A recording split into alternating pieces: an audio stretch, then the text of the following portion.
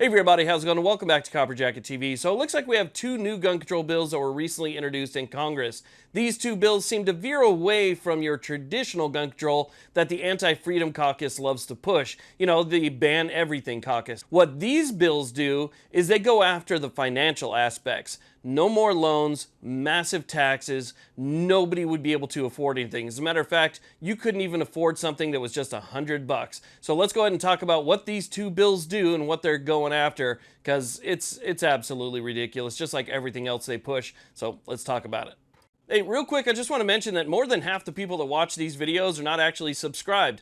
If you like Second Amendment content, you want to know what's going on around you, hit that little subscribe button. It's free, but it helps me out quite a bit. And sometimes people aren't seeing the videos they want to see in their thread, so make sure you hit that little alarm bell. That'll let you know when new content comes out. I put Second Amendment content out pretty much daily. So again, make sure you subscribe. A like would be appreciated, and hit that little bell notification. Let's get to it. Okay, so let's go ahead and talk about what's going on here. Now, each of these bills targets, what they consider so-called assault weapons. This first one, which is H.R. 4289, what that does is it goes after the buy now, pay later loan option. So, when you look something up and you're like, oh, I wish I could get that, but it's kind of expensive, and it says, well, you can use this option here and make 4 monthly installments of X amount of dollars, and then that would take care of it so that you're not out of pocket, everything right up front.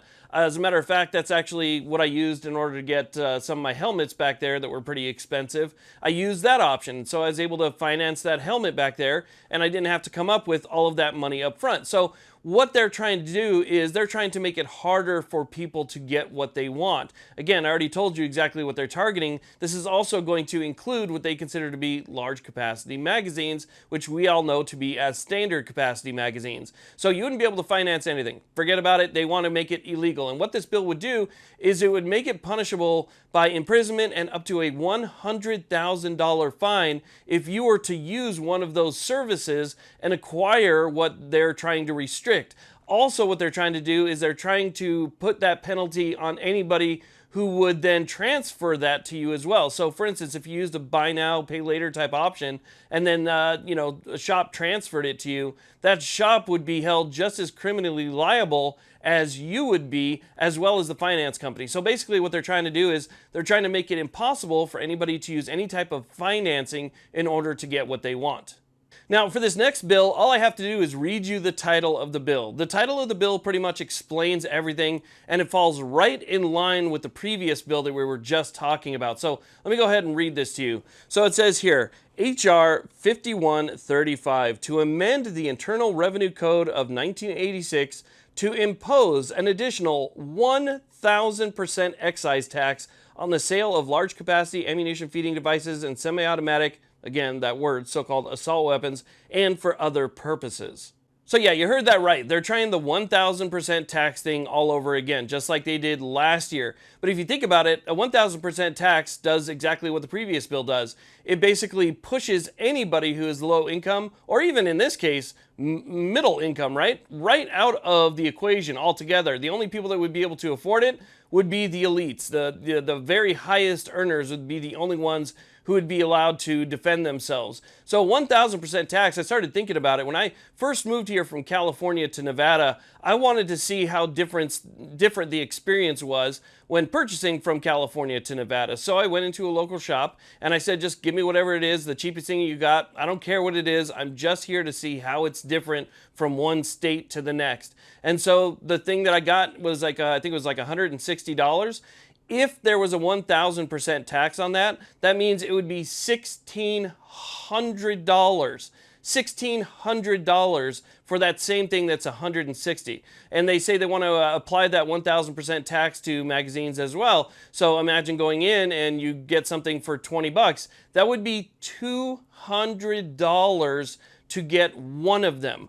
200 bucks for one of them. So this is something that they're being pretty relentless on. They're not letting it go. They're not letting it drop. They're going to continue to push for this. And again, it's all kind of in the balance right now, right? Obviously, we have the Republicans that control the House, and Democrats, have somewhat of control over the Senate, and there's always just this very narrow balance between the two. And so they're going to keep pushing. As a matter of fact, this is co-sponsored. These are co-sponsored by pretty much every Democrat in the House.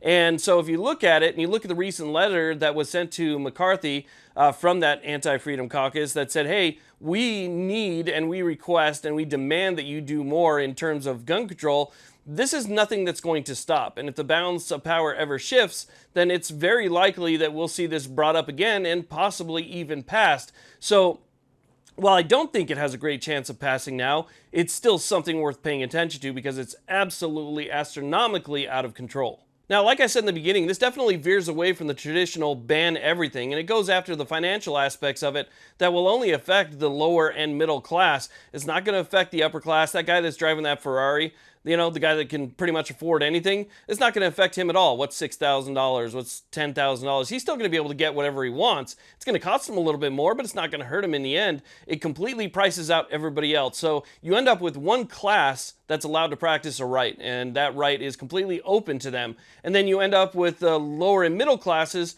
who won't be able to practice a right. So it's almost like a ban by default because, again, the financial aspect of it is what they're going after here. So I wanted to share that with you. And again, while it likely will not succeed just because of the different control that we have within the House and the Senate, it's still something worth paying attention to because that balance of power changes fairly frequently. And so we need to make sure that we understand what they're trying to do and what they're going after so that if those balances of power do change and not in our favor, then we'll know exactly what's coming down the pipeline. So I wanted to share that with you. I want to thank you all very much for watching. I really do appreciate it. Please like, subscribe. You guys have a great day.